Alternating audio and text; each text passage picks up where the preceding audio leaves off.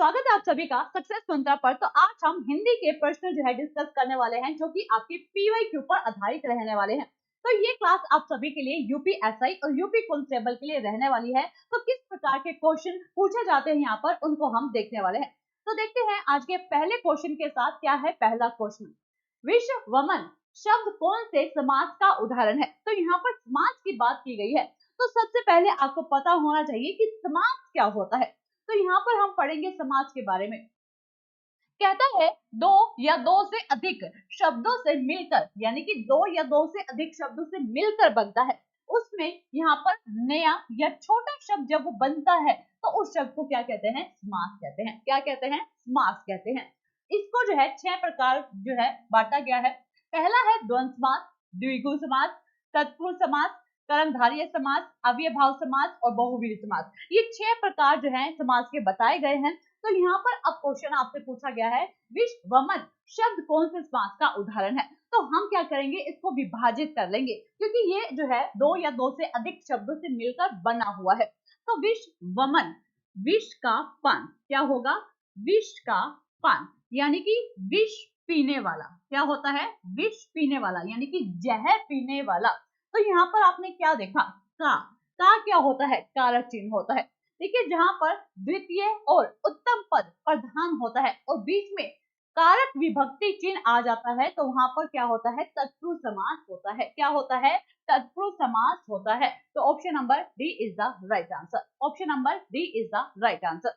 चलिए next question. Question यहाँ पर आपका सेकंड क्या कहता है, पातक का विलोम शब्द क्या है। पातक का विलोम शब्द क्या है, पुण्य, उपकार, अपराध, पाप। तो यहाँ पर बताइए पातक का विलोम शब्द क्या होता है। तो पातक का विलोम शब्द होता है आपका पुण्य। तो option number A is the right answer. तो जिन स्टूडेंट का है ऑप्शन नंबर ए बिल्कुल सही जवाब है। चलते हैं नेक्स्ट क्वेश्चन की ओर। क्वेश्चन नंबर थर्ड, जब एक अधिकारी, क्या कहा इसने, जब एक अधिकारी दूसरे अधिकारी को व्यक्तिगत नाम से पत्र लिखता है। देखिए फोकस कीजिएगा, यहाँ पर कहता है कि व्यक्तिगत नाम से जो है पत्र लिखता है, उसे क्या कहते हैं। शासकीय पत्र कहा जाता है, अर्ध शासकीय पत्र कहा जाता है, टिप्पणी कहा जाता है, या फिर कार्यालय ज्ञापन कहा जाता है। तो यहाँ पर क्या कहा जाता है, ये आपको बताना है। तो जल्दी से बताएंगे क्वेश्चन नंबर थर्ड का राइट आंसर क्या होना चाहिए। देखिए जब व्यक्तिगत नाम से एक अधिकारी दूसरे अधिकारी को पत्र लिखता है, तो उसे क्या कहते हैं, अर्धशासकीय पत्र कहा जाता है। अर्धशासकीय पत्र कहा जाता है। तो option number B is the right answer. चलिए नेक्स्ट क्वेश्चन पर बढ़ते हैं। क्वेश्चन नंबर 4, बोली का अक्षेत्र जब थोड़ा विकसित हो जाता है और उसमें साहित्य की रचना होने पर वह क्या बन जाती है। देखिए जब बोली का क्षेत्र क्या है, यहाँ पर बढ़ जाता है, तो वहां पर कहा गया है कि साहित्य की रचना होने पर वह क्या बन जाता है। ब्रज भाषा, विभाषा, लिपि या फिर क्षेत्रीय रूप बन जाता है। ये आपको बताना है। देखिए भाषा के अक्षेत्रीय रूप को बोली कहते हैं, और बोली का अक्षेत्र जब विस्तारित हो जाता है, तो यहाँ पर बोली को क्या कहा जाता है, विभाषा कहा जाता है। क्या कहा जाता है, विभाषा कहा जाता है। और जब यहाँ पर जो है और क्षेत्र विभाजित होता है, तो उसको क्या कहते हैं, परिनिष्ठित कहा जाता है। ठीक है, तो यहाँ पर जो है एक भाषा का नया रूप जो है ये धारण कर लेता है। पहले बोली, फिर विभाषा, फिर परिनिष्ठित। तो यहाँ पर पूछा है कि रचना होने पर वह क्या बन जाता है, तो आप क्या कहेंगे, विभाषा बन जाता है। क्या बन जाता है, विभाषा बन जाता है। और आपको रूप दिख नहीं रहा, परिनिष्ठित है ना, तो यहाँ पर क्या बन जाएगा, विभाषा बन जाएगा। ठीक है जी, विस्तारित रूप क्या होगा यहाँ पर, बोली, विभाषा और आपका परिनिष्ठित। तो option number B is the right answer. चलिएगा next question. Question number 5, Ramakrishna Mission द्वारा संचालित किस पत्रिका का संपादन सूर्यकांत त्रिपाठी निराला ने किया था। रंगीला का, मतवाला का, सुधा का या फिर समन्वय का। तो बताना है यहाँ पर राइट आंसर क्या होगा। क्वेश्चन नंबर 5 का राइट आंसर क्या होगा, जल्दी से बताएंगे सभी।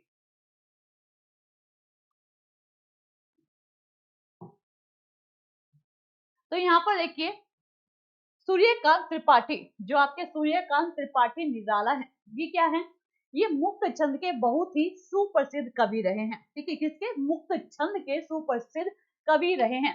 और रामकृष्ण मिशन 1879 में स्वामी विवेकानंद द्वारा जो है एक स्थापना की गई थी।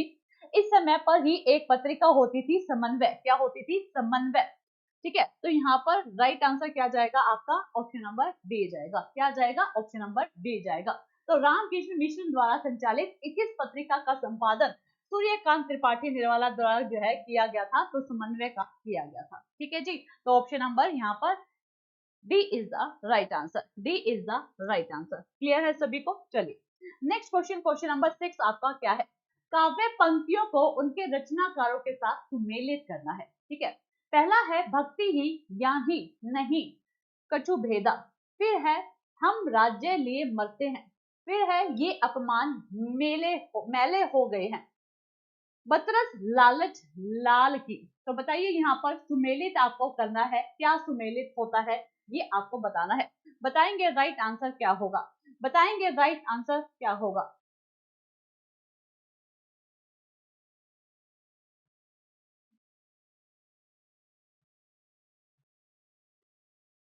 देखिए यहाँ पर देखिएगा, बतरस लालच लाल की। ठीक है, तो यहाँ पर बतरस लालच लाल की किसकी है? आपकी बिहारी जी की। किसकी है? बिहारी जी की। ठीक है, फिर यहाँ पर देखिएगा ये उपमान मैले हो गए हैं, तो ये किसकी है? आपकी अज्ञे की। ठीक है, किसकी है? अज्ञे की है। फिर यहाँ पर देखिए आपका हम राज्य लिए मरते हैं, हम राज्य लिए मरते हैं, ये किसकी है?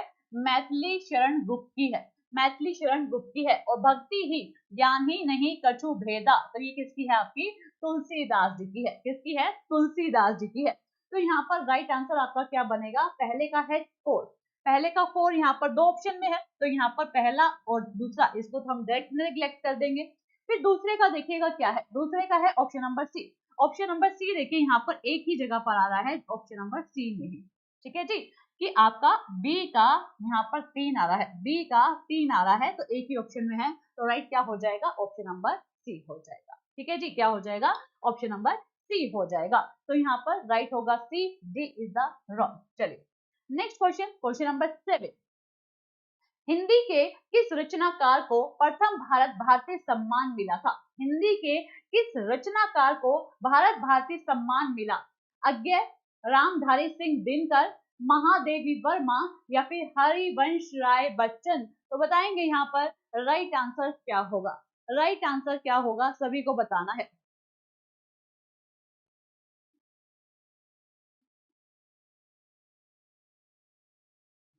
तो यहाँ पर हिंदी के किस रचनाकार को प्रथम भारत भारती सम्मान मिला था? तो वो है आपकी महादेवी वर्मा। कौन है? महादेवी वर्मा, जिन्हें ज्ञानपीठ पुरस्कार भी मिला था और हिंदी की पहली कवित्री भी ये कहलाती हैं। हिंदी की पहली कवित्री जो है कहलाती हैं महादेवी वर्मा जी, और इन्हें प्रथम भारत भारती सम्मान मिला। इन्हें प्रथम भारत भारती सम्मान मिला और इन्हें आधुनिक मीरा भी कहा जाता है। क्या कहा जाता है? आधुनिक मीरा भी जो है कहा जाता है महादेवी वर्मा को। ठीक है, तो ये सब बातें आपको इनके लिए याद रखनी है।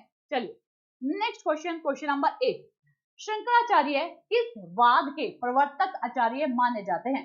अद्वैतवाद के, विशिष्ट द्वैतवाद के, द्वैतवाद के या फिर द्वैत द्वैतवाद के? तो बताएंगे शंकराचार्य किस वाद के प्रवर्तक आचार्य माने जाते हैं? किसके माने जाते हैं ये आपको बताना है। तो बताएंगे राइट आंसर क्या है?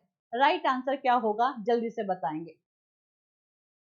तो यहाँ पर देखिए किसके माने जाते हैं शंकराचार्य जी? आपके अद्वैतवाद के। किसके माने जाते हैं? अद्वैतवाद के माने जाते हैं। भक्ति आंदोलन में जो है ये पूछा जाता है, क्योंकि हिंदी काल का साहित्य जो है आपका 4 भागों में बटा हुआ है। आदि काल, भक्ति काल, रीति काल और आपका आधुनिक काल। ठीक है जी, भक्ति आपने दक्षिण भारत से जो है शुरू की गई और विष्णु और शिव के भक्त के जो है सब यहाँ पर पढ़ते पढ़ते रामानंद जी के उत्तर भारत में जो है इनको लेकर आए थे। ठीक है, तो यहाँ पर राइट आंसर क्या होगा?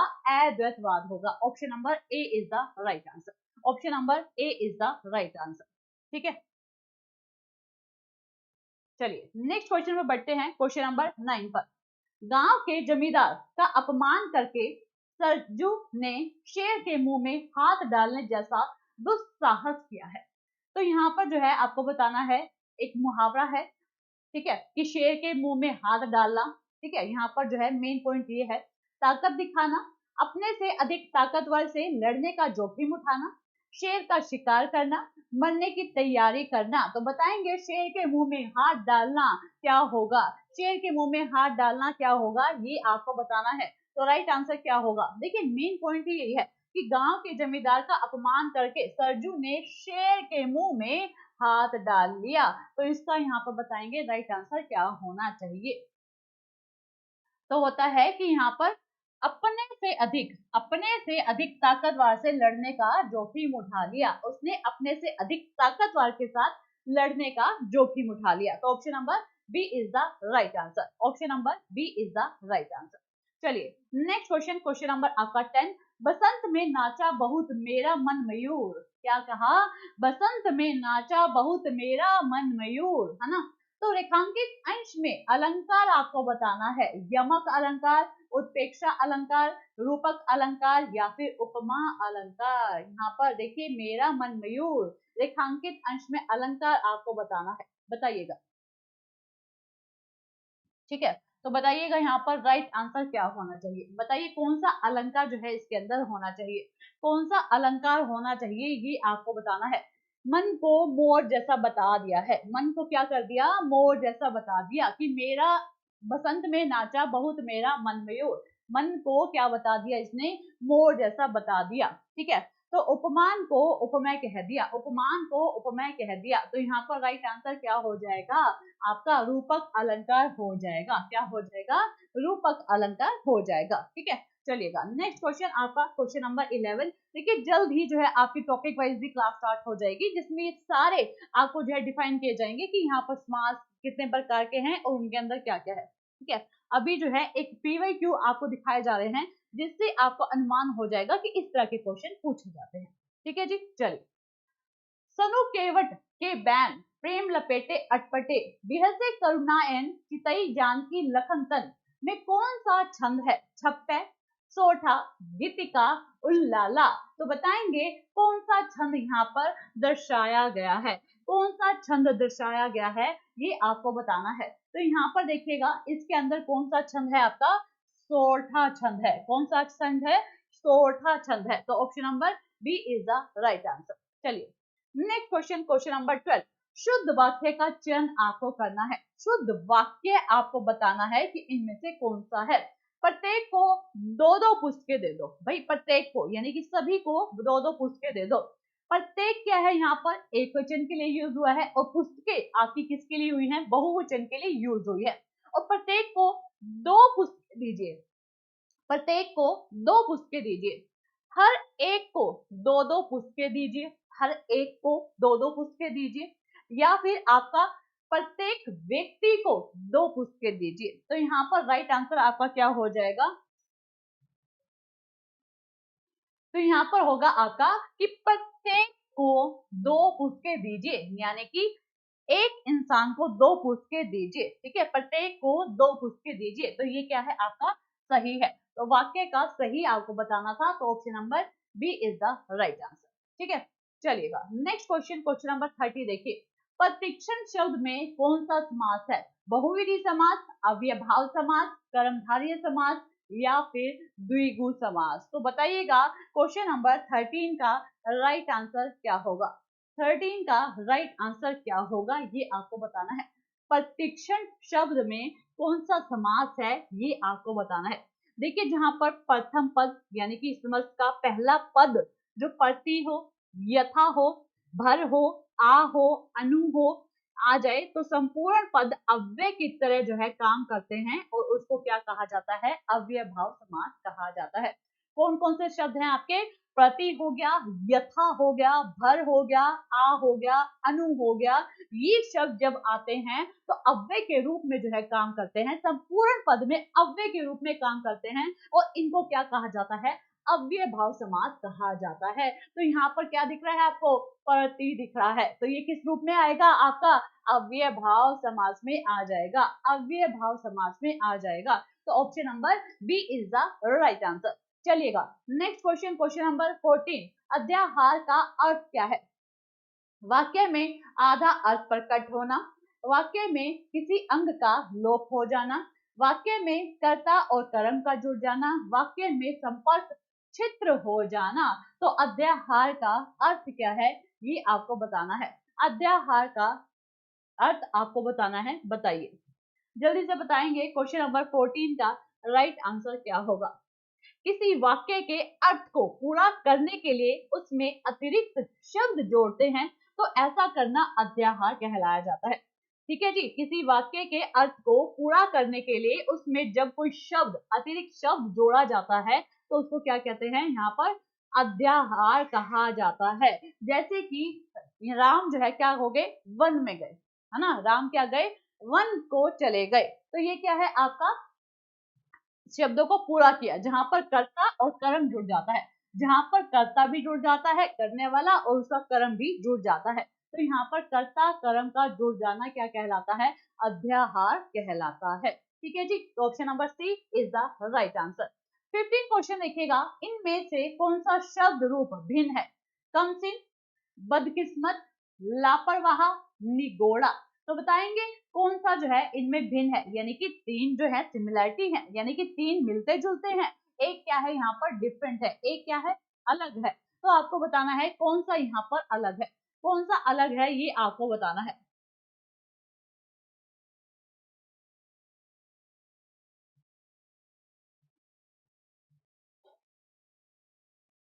तो यहाँ पर डिफरेंट क्या है आपका, निगोड़ा, क्या है निगोड़ा। बाकी तीन क्या है आपके अरबी फारसी के, अरबी फारसी के उपसर्ग हैं इनके अंदर, लेकिन निगोड़ा में और यहाँ पर अरबी फारसी के उपसर्ग जो है नहीं है। ठीक है, चलिएगा नेक्स्ट क्वेश्चन, क्वेश्चन नंबर 16 पर, निम्न में से क्या काल कहलाता है। क्रिया के घटित होने का समय, क्रिया का सामान्य रूप, क्रिया का मूल रूप या फिर क्रिया का पूर्ण रूप। तो आपको बताना है काल कहलाता है, कौन सा जो है काल कहलाता है ये आपको बताना है। तो यहाँ पर बताएंगे राइट आंसर क्या होना चाहिए, क्वेश्चन नंबर 16 का राइट आंसर क्या होना चाहिए। तो देखिए क्रिया के घटित होने का समय, क्रिया के घटित होने का समय क्या कहलाता है, काल कहलाता है, काल कहलाता है। और काल आपका कितने प्रकार का होता है अब यहाँ पर आप बताएंगे।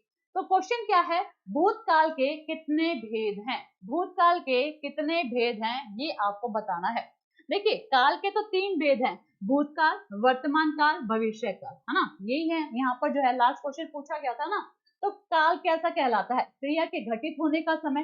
लेकिन काल कितने प्रकार के हैं ये क्वेश्चन भी पूछा जा सकता है। तो तीन प्रकार के होते हैं, भूतकाल, वर्तमान, भविष्य काल। ठीक है, तो अब यहाँ पर पूछ रहा है कि भूतकाल के कितने भेद हैं, क्योंकि यहाँ पर जो तीन भेद बताए गए हैं उनके भी जो है आगे भेद होते हैं। तो कहता है भूतकाल के कितने भेद होते हैं, चार होते हैं, दो होते हैं, आठ होते हैं या फिर 6 होते हैं। तो आपको बताना है यहाँ पर राइट आंसर क्या होगा। भूतकाल के भेद कितने होते हैं, 6 होते हैं। भूतकाल के भेद कितने होते हैं, 6 होते हैं। ठीक है जी, चलिएगा नेक्स्ट क्वेश्चन पर बढ़ते हैं।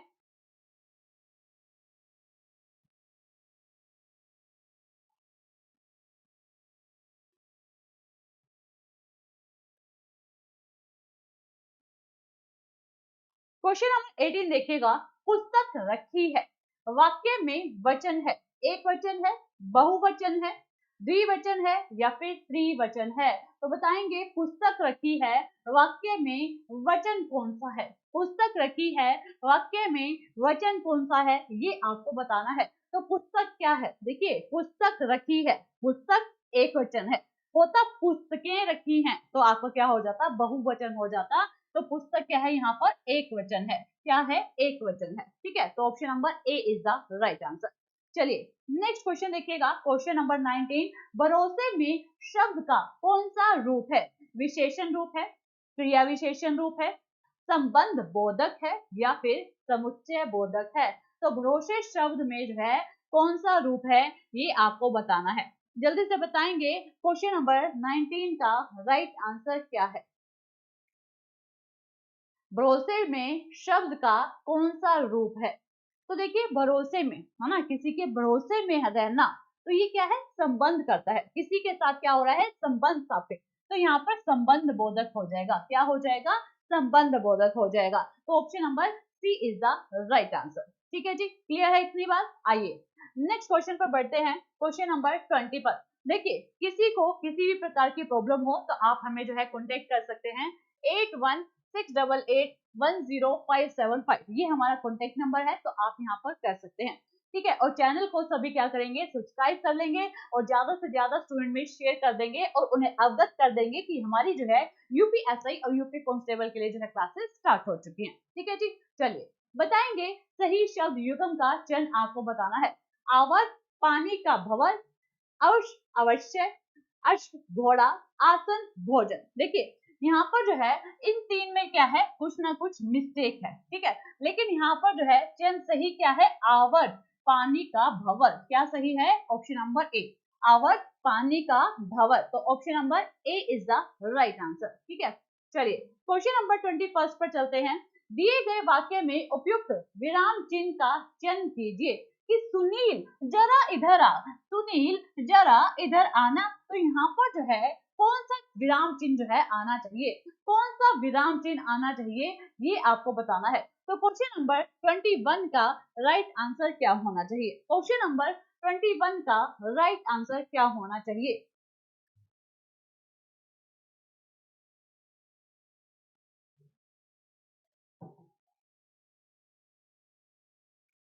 सुनील जरा इधर आना। देखिए जब किसी को बुलाया जा रहा है तो इसके बाद कोई काम भी होगा, है ना। सुनील जरा इधर आना, मेरे लिए एक पेज लिख दो, है ना। तो आगे कोई काम भी होगा, तो यहाँ पर जब आगे कोई काम होना है तो यहाँ पर क्या आ जाएगा, अल्प विराम। क्या आ जाएगा, अल्प विराम आ जाएगा। तो option number C is the right answer. ठीक है जी, option number C is the right answer. चलिए नेक्स्ट क्वेश्चन देखिएगा 22।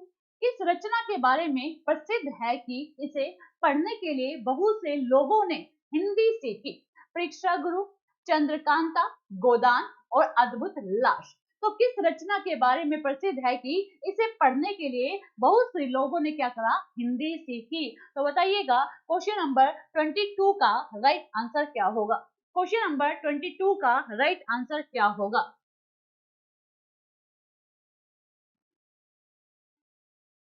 देखिए यहाँ पर जो है चंद्रकांता, रचना कौन सी थी, चंद्रकांता। तो राइट आंसर क्या है, ऑप्शन नंबर बी है। और यहाँ पर यह उपन्यास के रूप में जो है देवकीनंद क्षेत्री द्वारा जो है लिखा गया था। ठीक है, चलिएगा तो यहाँ पर नेक्स्ट क्वेश्चन, क्वेश्चन नंबर 23 पर देखते हैं। साधारणीकरण और व्यक्ति वैचित्रवाद निबंध के लेखक कौन है। आचार्य शुक्ल हैं, हजारी प्रसाद द्विवेदी हैं, डॉक्टर नगेंद्र हैं, महावीर प्रसाद है। तो साधारणीकरण और व्यक्ति वैचित्रवाद निबंध के लेखक कौन है, ये आपको बताना है। 23 का बताएंगे राइट आंसर क्या होगा। तो यहाँ पर इस निबंध के लेखक कौन है, आचार्य शुक्ल हैं। कौन है, आचार्य शुक्ल हैं। तो option number A is the right answer, option number A is the right answer. ठीक है जी, चलिए नेक्स्ट क्वेश्चन 24 पर चलते हैं। मेरे समय के शब्द किस विधा की रचना है, मेरे समय के शब्द किस विधा की रचना है, ये आपको बताना है। आलोचना के, चंपू काव्य के, निबंध के या फिर काव्य के। तो बताएंगे मेरे समय के शब्द विधा की किसके रचना है, ये आपको बताना है। बताएंगे क्वेश्चन नंबर 24 का राइट आंसर क्या होगा। मेरे समय के शब्द जो हैं किस विधा के रचना है, आलोचना के। किसके हैं, आलोचना के। तो option number A is the right answer, option number A is the right answer. यह केदारनाथ अग्रवाल जी की रचना है। किसकी है, केदारनाथ अग्रवाल जी की रचना है। ठीक है, तो उनके जो है यहाँ पर विधा से पूछा गया है। चलिए नेक्स्ट क्वेश्चन 25। दिए हुए में से कौन सा विकल्प घड़ियां गिनना का अर्थ दर्शाता है। घड़ियां गिनना क्या अर्थ होगा इसका, ये आपको बताना है। बहुत बेचैनी से इंतजार करना, अधिक बीमार होना, बहुत कमजोर होना, मृत्यु का समय दूर होना। तो बताइएगा यहाँ पर घड़ियां गिनना का अर्थ क्या होगा, ये आपको बताना है। घड़ियां गिनना का अर्थ क्या होगा। देखिए बहुत बेचैनी से इंतजार करना, है ना। जब यहाँ पर बेचैनी हो रही होती है तो बार बार घड़ी की तरफ जो क्या होता है, नजर जाती है। इस समय हम काउंट करते हैं कि क्या रिजल्ट होगा, है ना। किसी रिजल्ट के बारे में, किसी को आना हो या फिर कोई दुर्घटना होगी हो, तो हम जो है घर पर बैठे चिंतित होते रहते हैं, बेचैनी होती रहती है। तो हम क्या करते हैं, समय की ओर दर्शाते रहते हैं कि कब जो है इसका हमें सुनने को मिलेगा। तो बहुत बेचैनी से इंतजार करना किसी चीज के बारे में, तो वो क्या है,